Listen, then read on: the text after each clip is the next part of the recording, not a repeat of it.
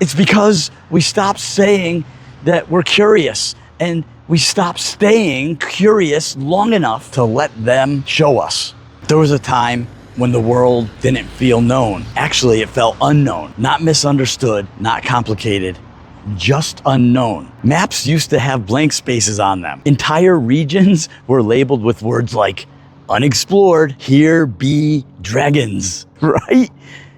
Not because people were lazy, but because there was still more world than human understanding could reach. And for most of human history, that was normal. You didn't grow up expecting to know everything. You grew up expecting mystery, not as expectation, as a default condition of life. But something changed quietly. With a single moment of announcement, the unknown. It didn't disappear. It just got covered up, step by step, year by year, until suddenly we live in a world where almost nothing is unreachable anymore. If you want to see a place, you can. If you want to learn a skill, you can. Ask ChatGPT. It'll teach you. What, AI? You can find thousands of guides. If you want to understand how something works, there's a video explaining it in under 5 minutes. You didn't just gain information, we gained control over the unknown. And at first, that felt like progress, because mystery can be uncomfortable. Not knowing is heavy. Uncertainty makes people restless. So we solve it. We mapped it out. We explained it. We labeled it. We turned mystery into data. But something unexpected happened in the process. The more we remove the mystery from the world, the more it seems to disappear from us.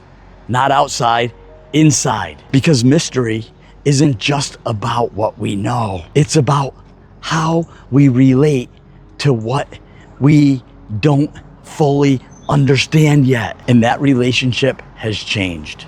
Think about it. When was the last time you truly felt lost in a place you couldn't immediately go, that you couldn't immediately solve the problem? No GPS, no search bar, no instant explanation, just you and the world that doesn't give answers on demand. For most people, that experience is very rare now. Even discomfort gets resolved immediately, instantly even. Not knowing feels like a problem to fix immediately. But there's a strange part.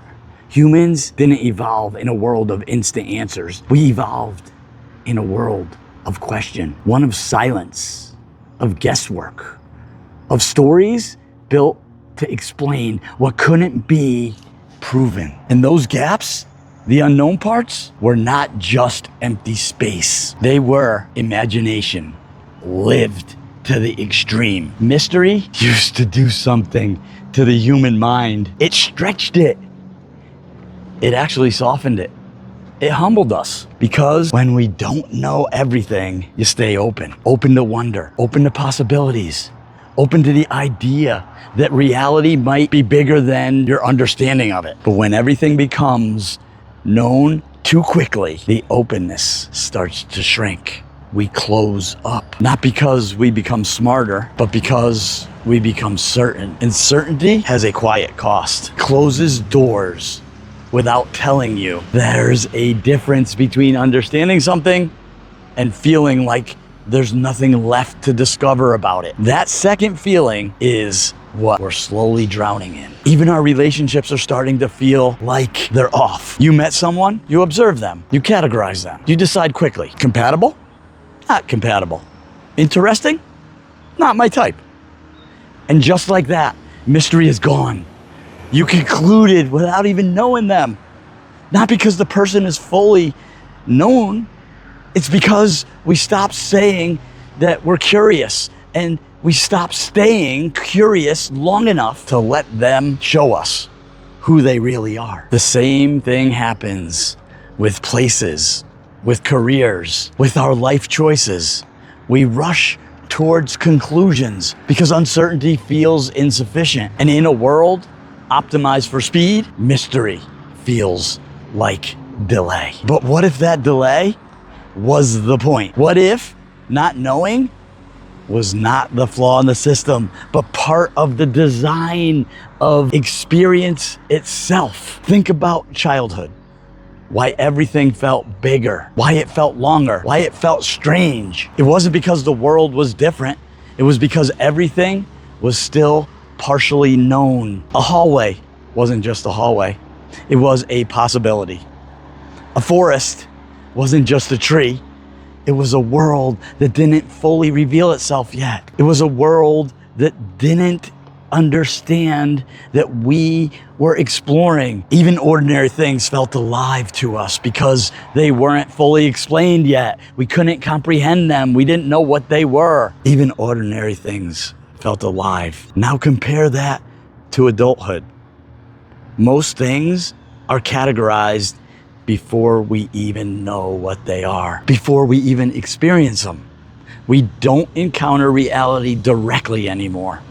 We encounter our expectations of it, and expectations leave very little room for wonder. We often think we lost wonder because life becomes repetitive, but maybe life didn't change as much as our attention did. We stopped sitting with things long enough to let them remain mysterious. We replaced experience with explanation. And explanation, while useful, is not the same as presence. There's a moment most people don't notice when curiosity turns into conclusion, when I wonder what this is becomes, I already know what this is. The moment feels harmless, but quietly it removes depth from everything it touches. Because mystery is not about ignorance, it's about openness.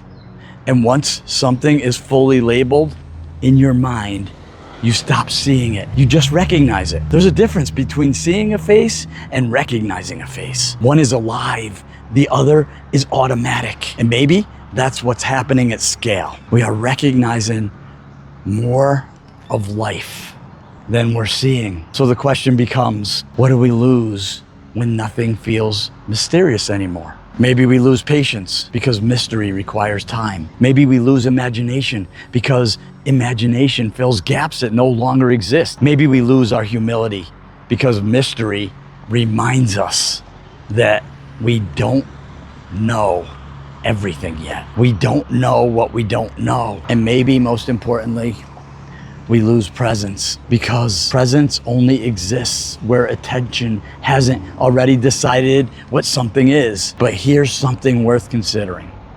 Mystery has not disappeared from the world. It has only disappeared from the way we look at it. The same sky is still above us.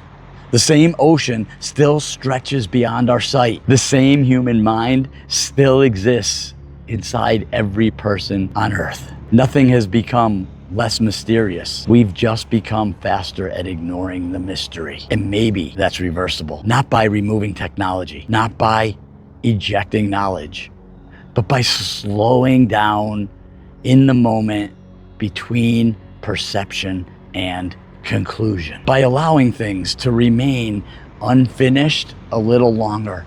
By resisting the urge to label everything immediately. By letting people be more than our first impression of them.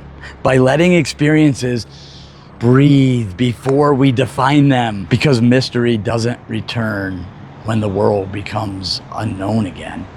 Mystery returns when we stop demanding certainty from everything we touch. And maybe the goal was never to eliminate the unknown. Maybe the goal was to learn how to live alongside it, alongside the unknown, without needing to control it. Because life without mystery isn't necessarily safer.